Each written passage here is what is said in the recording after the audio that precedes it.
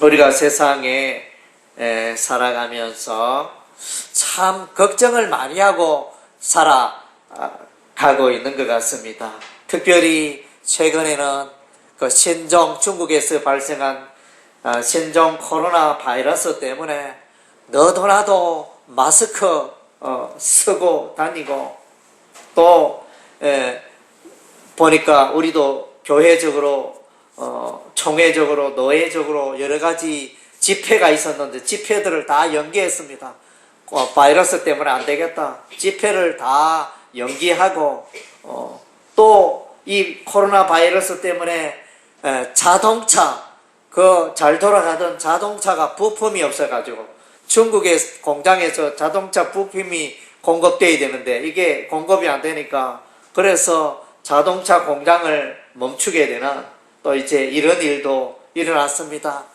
뿐만 아니라 이 중국뿐만 아니라 한국과 일본, 태국, 인근에 저 프랑스, 이렇게 여러 나라에서 이렇게 또 바이러스가 감염되는 이런 일들이 계속 일어나고 있습니다. 참 이런 일을 볼 때 얼마나 불안합니까? 우리 인생이 대단한 것 같지만은 바이러스에 한 방에 무너질 수밖에 없는 게 우리 인생입니다. 저는 이제 노후에 이런 생각을 좀 해봤습니다. 기회가 된다면 우리가 이제 유럽이나 또 일본이나 하여튼 한국이나 크루즈 여객선을 타고 한번 이제 관광을 한번 해봤으면 좋겠다, 이런 이제 바람도 있습니다. 왜냐하면 이제 아주 인생의 즐거움의 극치라 그러나 여행의 즐거움에 극치할 수 있는 이제 크루즈 여객선을 떠올릴 수 있는데, 그런데 일본의 영국 국적의 크루즈 여객선 다이아몬드 프린세스호라는 이제 이 여객선 안에 사람이 3,700명 정도, 그 배에 3,700명이 이렇게 들어가서 생활하고 여행을 즐겼던 그 여객선 안에 이 신종 코로나 바이러스가 감염이 돼가지고 64명인가 많은 사람이 감염이 돼가지고 그 있던 사람이 나오지도 못하고 배에 갇혀있는 이런 불행한 일이 일어났습니다. 참 이제 크루즈 여객선, 그런 여객선 타려면 아마 수백만원, 수천만원 아마 돈을 많이 이렇게 들여가지고 즐거운 여행을 하려고 그렇게 사람들이 성선했을 텐데, 이게 웬일입니까? 아이고, 이렇게 코로나 바이러스에 감염이 돼가지고 죽을지도 살지도 모르는 이런 인생이 되고 불안하고 이렇게 모든 생활이 불편한 이런 결과가 왔습니다. 우리 인생에 늘 어디서나 염려 걱정이 참 없는 때가 없는 것 같습니다. 중동에 전쟁이 있지 않습니까? 이라크 전쟁, 이란 전쟁, 또 이렇게 리비아, 시리아, IS, 끊임없이 이제 전쟁의 그런 위협과 아픔 가운데 있습니다. 그리고 이제 가까이는 우리의 가정에도 부부간의 갈등으로 걱정하고, 또 자녀가 또 말을 안 들어서 걱정하고, 또 질병으로 이렇게 여러 가지 질병으로 염려 걱정하는 분들 또 많이 있고, 또 돈이 없어서 또 사업이 잘 안 열려서 또 걱정하는 분들, 참 우리 가지 많은 나무에 바람 잘 날 없듯이 우리의 삶 가운데 늘 이제 염려 걱정이 끊이지 않고 있는 것 같습니다. 옛말에 어른들 말하기를 천석군 천가지 걱정, 만석군 만가지 걱정, 이렇게 이야기하는 걸 들었습니다. 오늘 이제 제목은 근심에서 벗어나라. 그래서 히브리어로 이 근심이라는 단어는 아차브라는 단어를 쓰고 있는데, 이 단어의 의미는 몹시 슬퍼하다, 마음이나 가슴이 심히 아프다, 감정을 상하게 하다. 이런 이제 의미가 있습니다. 그리고 이제 이 야베스 기도 내용에 오늘 이 내용이 근심에서 벗어나게 하소서, 이건 마지막 기도 제목이 되어지는데, 그래서 이제 야베스라는 이 이름의 의미는 슬픔이라 그랬습니다. 슬픔의 아들 야베스였습니다. 그래서 이제 이 야베스가 이 슬픔, 염려, 걱정 좀 벗어났으면 좋겠습니다. 그 내용이 이제 마지막 기도 제목이 되어집니다. 그래서 이제 하나님이 그 기도를 응답하시고 허락하셨다 그랬습니다.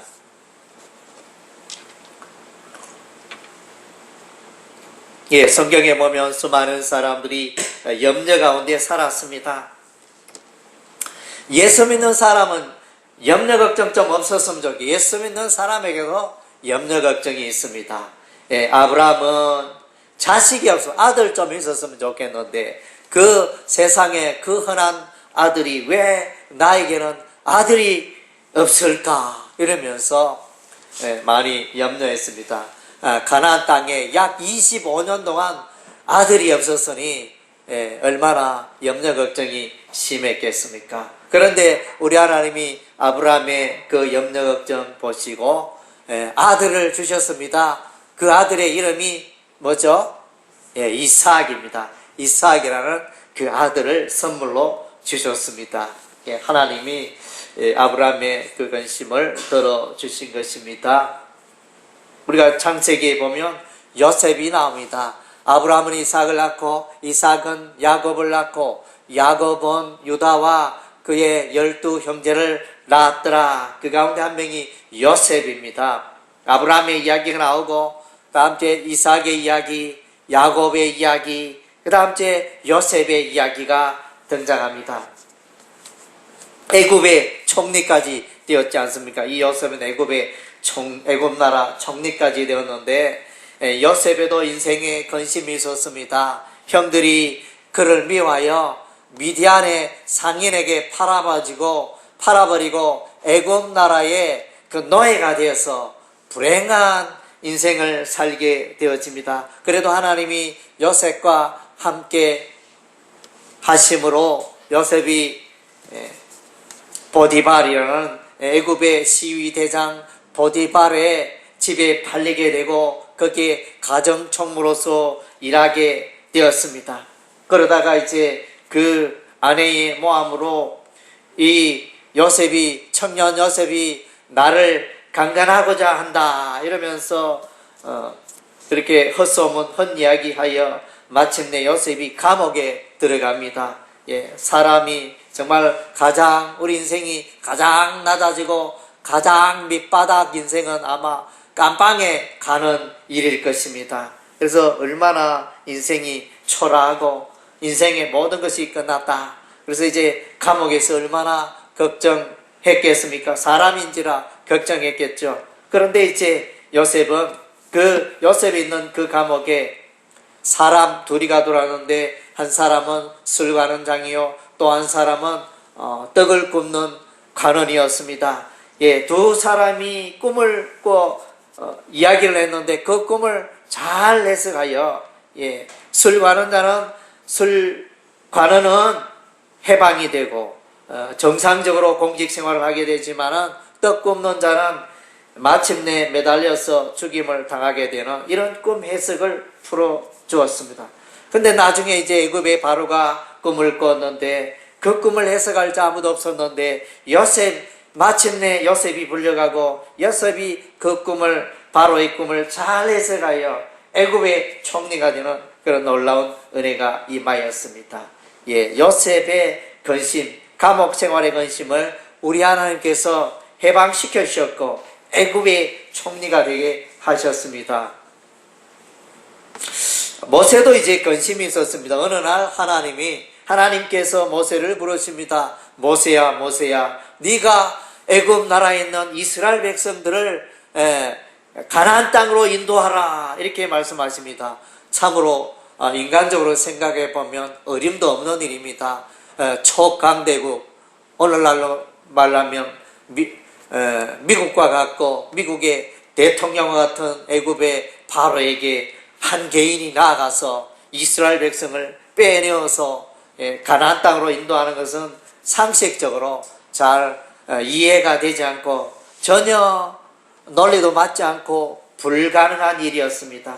그러나 이제 하나님이 함께 하시니, 하나님이 기적으로 함께 하시니 이스라엘 백성을 출애굽시키는 놀라운 일들을 할 수 있었습니다. 그래서 이제 하나님이 모세에게 부르실 때, 모세를 지도자로 세울 때 모세는 말합니다. 하나님, 사람 잘못 보셨습니다. 저는 아닙니다. 저는 말도 못하고 입이 둔하고 사람 앞에 서면 입술이 굽고 말이 덜덜덜 떨리고 말도 잘 안 나오고 말도 조리 있게 못하고 이래서 하나님 저는 안 되겠습니다.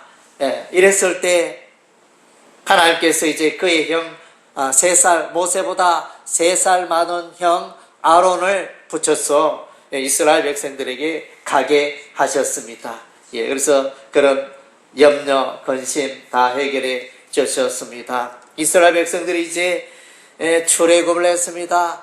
그런데 애굽의 군사들이 이스라엘 백성을 추격해 옵니다. 그래서 큰일 났습니다. 앞에는 홍해요, 뒤에는 애굽의 군사요. 그야말로 이제 동안에던 쥐의 형세가 되었습니다. 그래서 이제 모세가 기도와 이스라엘 백성들이 기도하고 그랬을 때 하나님께서 그 홍해 바다를 갈라 놓으시고 마른 땅과 같이 건너게 하셨습니다. 할렐루야. 그래서 모세의 근심이 해결이 되었습니다.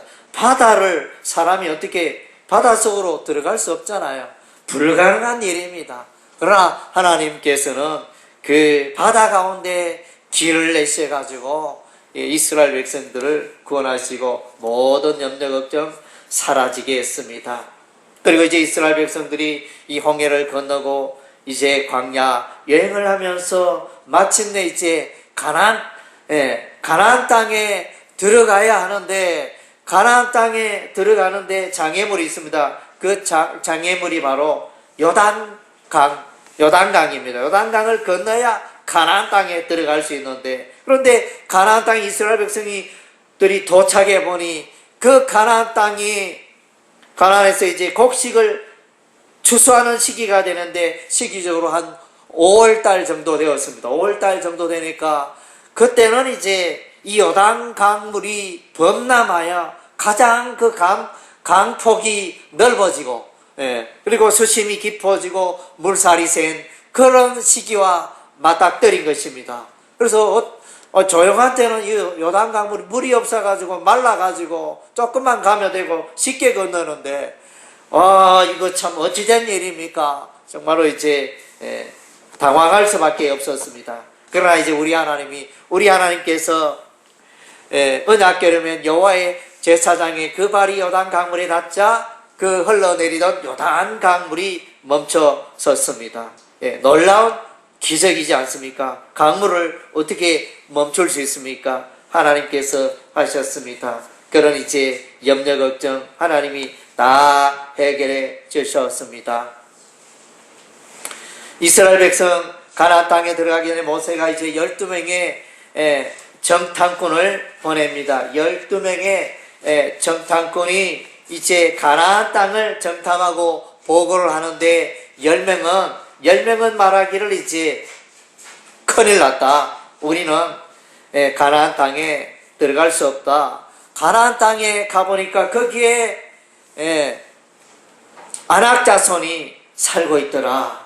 그래서 그들은 키가 장대하고 보니까 키가 너무 전봇대같이 너무 큰 장대한 족속들이 가득한 견고한 성을 지키고 있는데 우리가 어떻게 그들과 싸워서 이길 수 있겠냐. 그들 앞에 우리는 메뚜기와 같으라 이러면서 이렇게 불가능함을 보고했습니다. 그래서 온 백성이 그 정탐꾼의 보고를 듣고 슬퍼하고 근심하고 이거 큰일 났다 이랬는데, 그러나 이제 여호수아와 갈렙은 보고하기를 우리가 능히 그 땅을 차지할 수 있고 하나님이 함께 하시면 우리가 능히 그 땅을 차지할 수 있다. 예, 그렇게 보고를 했습니다. 예, 그래서 이스라엘 백성들의 그런 근심들이 다 믿음 없었기 때문에 일어났던 것입니다. 그러나 이제 마침내 여호수아와 갈렙은 가나안 땅에 들어가게 됩니다. 그리고 이제 여호수아에게 근심이 있었습니다. 예, 모세가 죽고 난 이후에 여호수아가 이제 요단강을 건너고 이제 여리고 성을 무너뜨려야 할 텐데 여리고 성이 너무나 견고합니다. 그래서 이 일을 어떡하지? 이스라엘 백성들은 뭐 무기라든가 이런 게 무기 체계가 참 많이 허술하였는데 그래서 저 견고한 여리고 성 어떻게 무너뜨리나. 여호수아는 이렇게 염려 걱정한 하나님께서 여호수아에게 전략을 말씀하십니다. 하루에 여리고성을 한 바퀴 매일 한 바퀴 돌고 7째 날에는 여리고성을 7바퀴 돌고 나서 제사장이 나팔 소리가 뿌 하고 이제 길게 울리면 백성이 함성을 외치면 그 성이 무너져 내리리라. 하나님 그렇게 말씀하셨습니다. 예, 그래서 이제 이스라엘 백성들이 그대로 여호수아 이스라엘 백성들이 그대로 순종하였을 때 그 견고한 성이 무너져 내렸습니다. 할렐루야. 예, 예. 이스라엘 백성들이 한 것은 별로 없잖아요. 예, 하나님이 약속대로 여리고 성 무너지게 하셨습니다. 하나님이 하신 것입니다. 예, 우리가 사사기를 읽어보면 이제 사사 드보라가 나타납니다. 이때는 이제 이스라엘 백성들이 가나안 야빈 왕에게 점령을 당했습니다. 20년 동안 나라 잃고 20년 동안 가나안 왕 야빈이 이스라엘 백성을 통치하였습니다.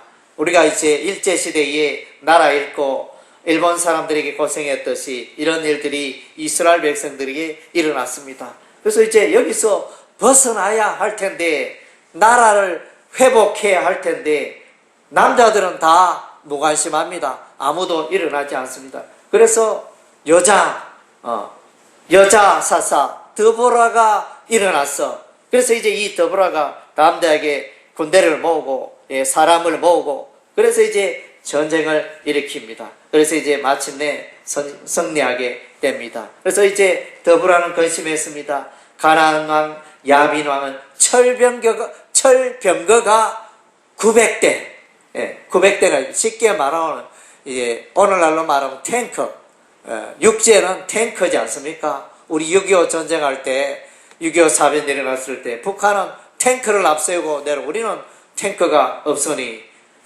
그래서 이제 6탄 돌격하고, 포탄을 쥐고 탱크 앞에 들어가고 이런 이제 6탄 공격을 하고 그들의 탱크를 무찌르고 이렇게 하였는데 그래서 오늘날도 예나 지금이나 탱크가 내려오면 정말로 답이 잘 없습니다. 하여튼 이제 그래서 이스라엘 시대에 이 철병거는 탱크와 같은 거였는데 900대가 있으니 이 칼과 활로 이렇게 이 대적을 가나안 왕을 물리치는 것은 거의 불가능에 가까웠습니다. 그런데 이제 마침 전쟁이 일어났을 때 하나님께서 그 기송강 주변에 폭우가 쏟아지게 합니다. 그 강에 폭우가 쏟아지니 강이 범람하여 주변에 마르던 땅이 질퍽질퍽 진흙탕이 되어니 이 철병거가 아무 소용이 없잖아요. 철병거가 진흙탕에 빠져가지고 기동을 못하니까. 그래서 누가 하셨습니까? 하나님께서 이렇게 비를 내리시니까 그 정말로 철병거, 탱거 같은 것들이 다 무용지물이 되어버렸습니다. 그래서 드보라의 그 근심이 해결되었습니다.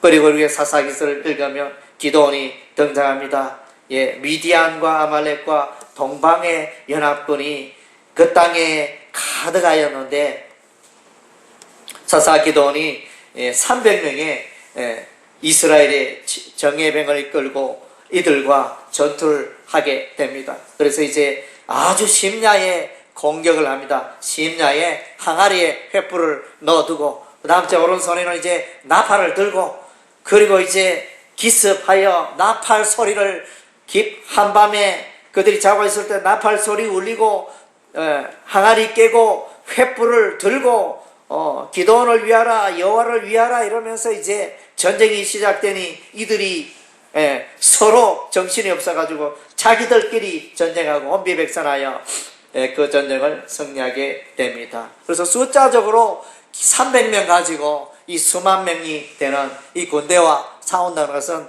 도저히 답이 나오지 않고 벌써 전쟁의 이 계산이 끝난 것입니다. 도저히 인간적으로 불가능하지만은 하나님께서 함께 하시고 하나님의 방법으로 했더니 놀라운 기적의 역사가 일어났던 것입니다. 우리가 이제 사무엘상과 다윗의 생애를 읽으면 가장 이제 드라마틱하고 역전적인 그런 상황은 이제 이 소년인지 청년인지 정확히 모르겠습니다. 이 다윗이 골리앗 적장 블레셋의 적장 키가 3m 되는 그런 거구 온 몸에 그 철갑 옷을 입고 무장이 됐습니다. 그야말로 허점이 없는 그런 완벽하게 무장하고 나온 이 골리앗과 이 소년 다윗 갑옷도 입지 않고 나오는 이 다윗과의 전쟁 이것은 뭐 게임이 끝난 거죠. 대학생과 초등학생 싸움이 되겠습니까? 그래서 그런 상황이었는데 다윗도 걱정했겠죠. 정말로 내가 이기지 못하면 다윗 자신이 죽는 그런 상황이잖아요. 인간인지라 왜 걱정이 없겠습니까? 성경에는 다윗이 걱정하였더라 이런 기록은 없지만 사람인지라 염려가 있고 근심이 있고 내가 지면 죽을 수도 있고 인생 끝나는 이런 상황인데 그래서 이제 시냇가에 가서 매끈매끈한 죄악돌 5개를 딱 골라가지고 호주머니에 넣어가지고 그리고 이제 물맷돌이 어떻게 생겼는지 뭐 새총과 같은 건지 윙윙 돌려서 이렇게 돌을 던지는 기구인지 저도 아직 정확하게 파악이 안 됐어. 그래서 이제 그 물매를 돌려가지고 딱 이렇게 던졌는데 그 물맷돌이 골리앗의 이마에 딱 정통으로 말아가지고 이 골리앗이 넘어졌습니다. 이게 누가 한 일입니까? 물론 다윗이 했지만 그렇게 마치는 것은 하나님이 하시는 것입니다. 그래서 이제 죄악돌이 5개라 그랬는데 5개는 5라는 숫자는 히브리어로는 기적의 숫자를 말합니다. 기적의 숫자. 그래서 이제 하나님께서 기적같이 역사하셔서 다윗이 골리앗을 무너지게 하신 것입니다. 그리고 이제 이스라엘의 위기가 와 있습니다. 히스기야 왕 때 북이스라엘 나라가 아수르 나라에게 멸망당합니다. 그리고 이스라엘에 12지파가 있었는데 그 10지파 정도가 북이스라엘 왕국을 이루고 있었는데 초강대국 아수르 나라에 다 멸망당합니다. 그리고 이제 예루살렘 유다지파 중심으로 있는 이 예루살렘도 그야말로 넓은 참외밭에 원두막처럼 그냥 이렇게 예루살렘만 이렇게 남아가지고 다 포위가 되고 그런 상황이었습니다. 그야 뭐 시간 문제, 점령되는 것은 시간 문제였는데 그런데 이런 상황에서 히스기야가 하나님께 기도합니다. 하나님이여 이 위기를 지나가게 하옵소서. 그래서 이제 이 아수르 왕 산헤립이 막 이스라엘 백성들에게 이스라엘 히스기야 왕에게 저주하고 욕하고 비웃고 그렇게 합니다. 너희가 이렇게 뭐 군사가 몇 명이 되겠느냐? 우리의 말을 내놓으면 너희가 탈 장수가 몇 명이 되느냐? 게임이 안 된다. 게임 끝났다. 빨리 항복해라. 이러면서 너희의 신이 너희를 구할 수 있겠느냐? 지금까지 수많은 나라들이 그들이 섬기는 신들이 다 무너지고 나라 잃고 파괴되었는데 너희라고 예외가 될 수 있겠느냐? 이러면서 막 이제 외칩니다. 정말로 급박한 상황이죠. 그런데 이제 그 밤에 하나님께서 이제 히스기야 왕의 눈물의 기도를 들으시고 그 왕의 주의 사자가 나타나서 그 밤에 아수르 군사 18만 5천 명이 다 죽었습니다.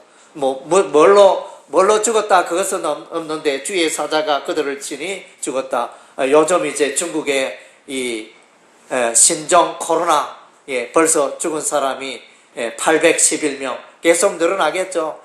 확진자가 감염된 자가 3만 7천 명이라 그랬는데 한 1,000명은 넘겠죠. 하여튼 이제 계속 눈에 안 보이는데 정말로 사람이 죽어가니 이 참 답이 없는 일입니다. 그래서 주의 사자가 전염병을 보냈는지 18만 5천 명이 그 밤에 죽는 이런 이제 일이 일어났습니다. 히스기야의 염려 걱정이 다 한 방에 날아가게 된 것입니다.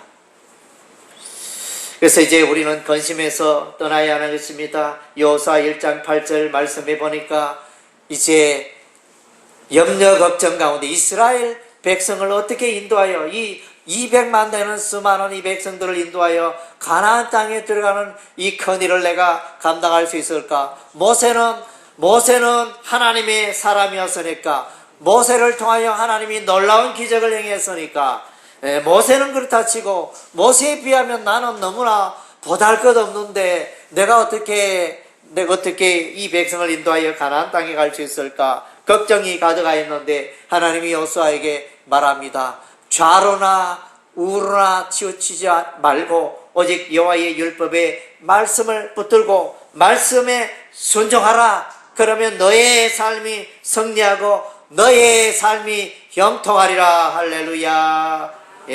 하나님의 말씀 따라 살아가는 인생 반드시 승리하게 되는 것입니다.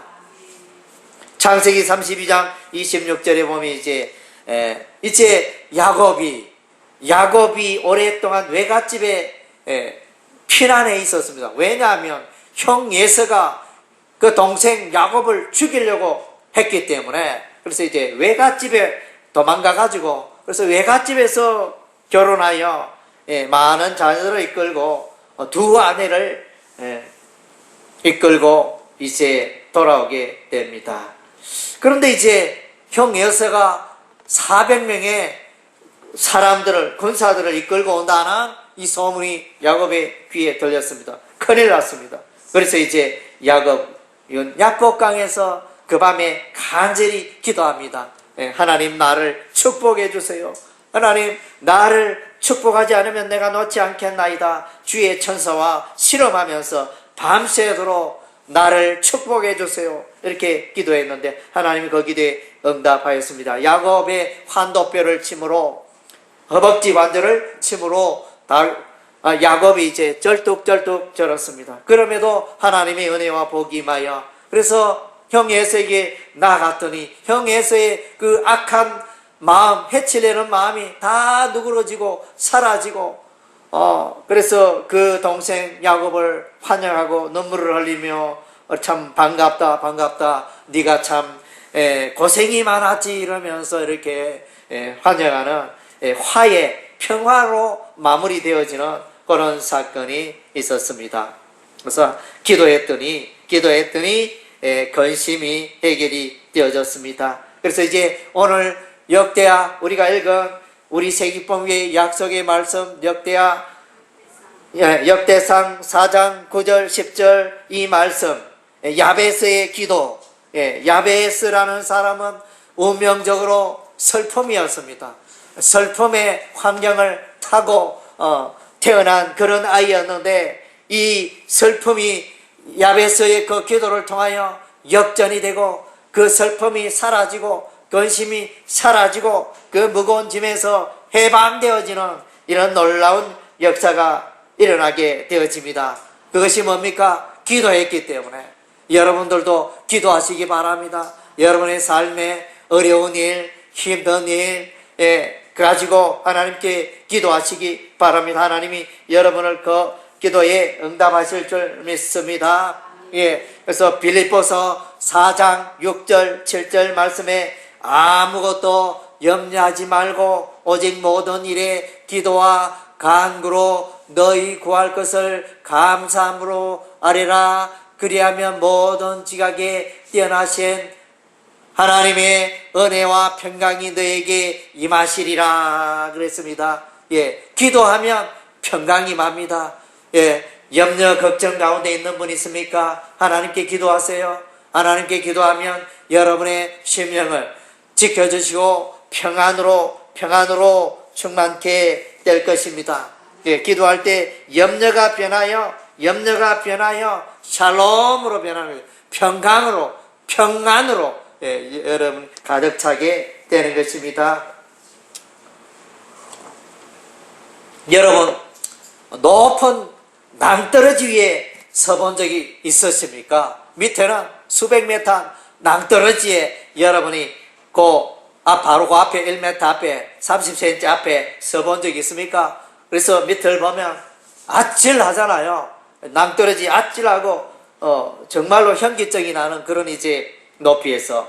그러나 이제 그 낭떠러지에서 밑으로 안 보고 위로 보면 어떨까요? 하늘을 보면 어떨까요? 하늘을 쳐다보면 평안합니다. 잠시 동안. 그래서 이제 우리 인생을 살아가며 이 평안의 법칙이 있는데 이것은 예수를 바라보고 하나님을 바라보고 그러면 여러분의 삶 속에 평안이 있습니다. 그런데 세상을 바라보고 내게 있는 많은 장애물과 문제를 바라보면 근심 걱정이 찾아온다는 것입니다. 그래서 여러분의 시선을 하나님께 예수님께 하나님의 말씀에 고정하시기 바랍니다. 민수기 21장에 보면 이스라엘 백성들이 원망불평하여 하나님이 불뱀을 보내어 많은 사람들이 불뱀에 물려 죽고 전염병이 퍼지기 시작했습니다. 그래서 이제 모세가 기도하였더니 하나님 말씀하십니다. 모세야, 장대 위에 놋뱀을 달라. 그리고 장대 위에 그 놋뱀을 바라보는 자는 다 살게 되리라. 이것이 바로 장대 위에 놋뱀. 이 놋뱀은 신학에 들어가서 십자가에 매달린 예수를 말합니다. 십자가에 매달린 십자가의 예수를 바라보는 자는 모든 죄가 해결되고 죽어가던 죽음의 인생이 생명의 인생으로 변하게 되는 것입니다. 할렐루야.